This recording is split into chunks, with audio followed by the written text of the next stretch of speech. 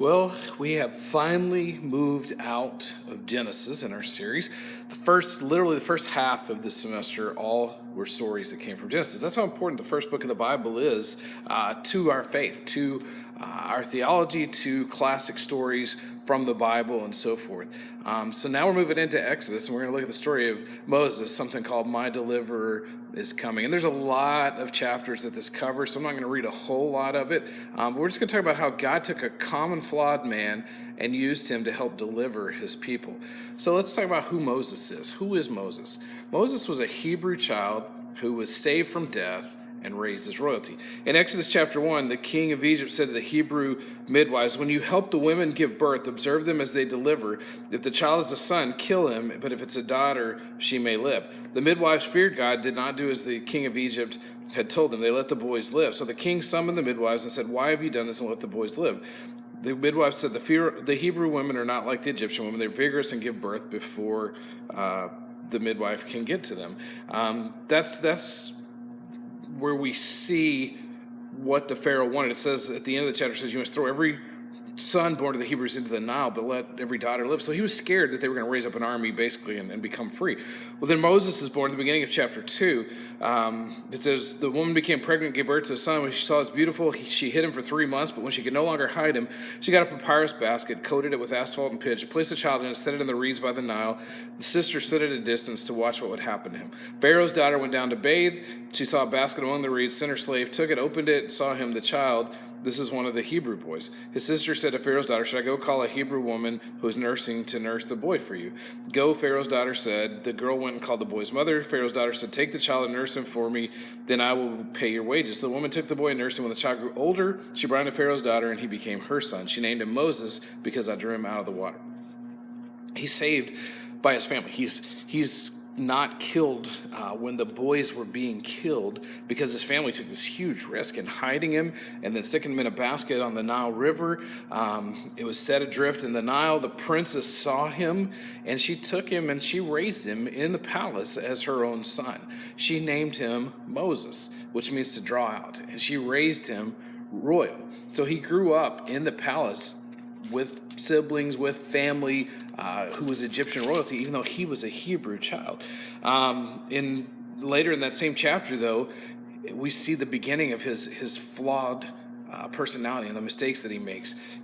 It says, "Years later, he went out to his own people, observed their forced labor. He saw an Egyptian striking a Hebrew. One of his own people, looking around, seeing no one, he struck the Egyptian dead and hid him in the sand. The next day he went out and saw 2 Hebrews fighting. He asked one, 'Why are you attacking your neighbor? Who made you a commander? Are you going to kill me as you killed the Egyptian?' Moses became afraid and thought, 'What I did is certainly known.'" And then Moses flees to Midian. He made some terrible decisions, the biggest one being murdering an Egyptian who was mistreating the Hebrew people. His temper got to him, and he had to flee. He fled to Midian. Later, he argued with God in chapter 3 and 4, made a bunch of excuses when God's calling him.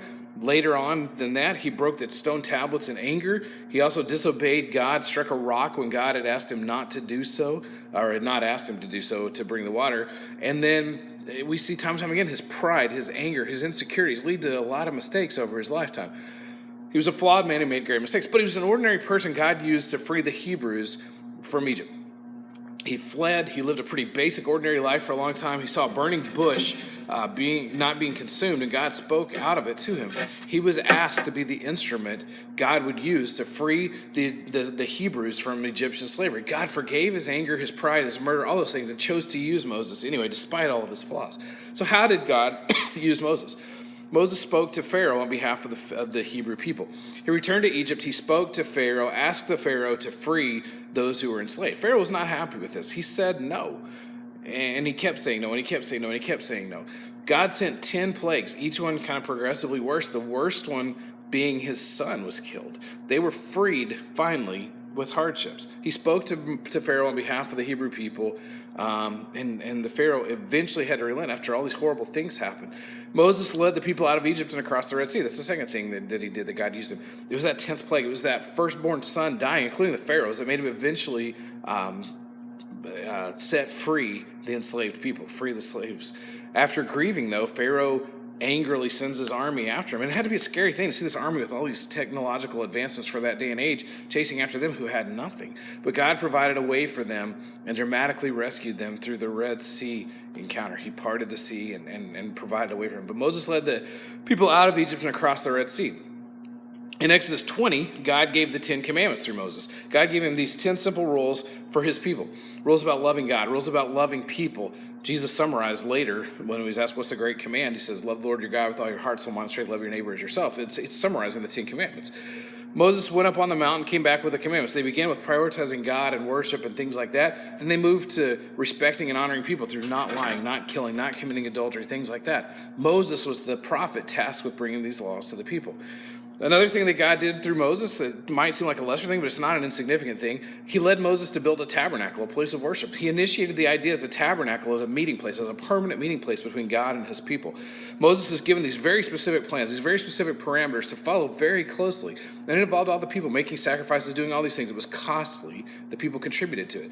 It displayed the beauty of God, it displayed his holiness, it displayed the character of God. Moses was the one that God initiated this through to build this place of worship. And then finally, Moses led the Hebrews to the edge of, but not into, the promised land.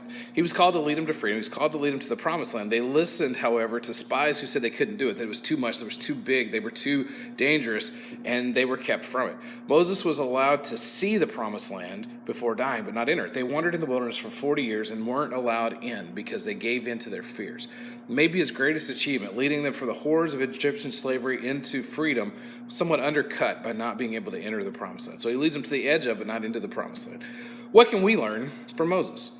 First is this: God chooses and uses us even with our flaws. We've talked about this a lot during this series, and one thing I realized as I got to college and adulthood is all these Bible greats had all kinds of flaws. Moses was flawed. He was a murderer. He ran from a tough situation, and he hid out for 40 years. When God called him, he fought with God. He made excuse after excuse. He responded in anger and pride in ways that cost him. Through it all, however, God took Moses and allowed him to be the instrument to deliver them from slavery. God can and wants to take our flawed lives. He wants to show us grace. He wants to give us second chances and give us opportunities to be used. Second thing, God gives us tools to accomplish his plans for us and through us. Moses struggled with saying yes to God. He thought he was incapable. He thought he was inadequate. He thought he was not enough. God told him, I will give you the words. He also even provided his brother Aaron to go along and help be his mouthpiece and so forth. He gave what was needed. He provided Moses what he needed to do what he was being called to do.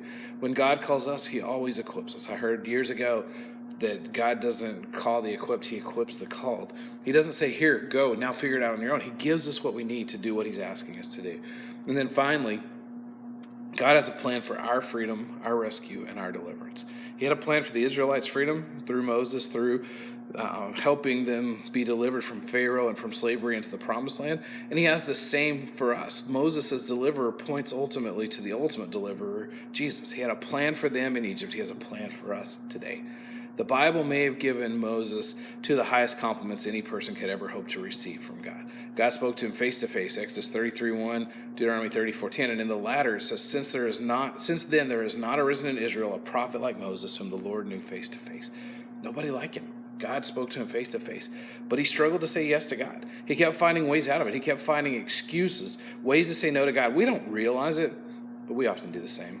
We say no to God in all sorts of ways. We choose sin. We choose self over honoring God. We ignore God. We ignore church. We ignore Bible. We ignore prayer. We ignore sermons from our pastor and our youth pastor and stuff like that in all sorts of ways.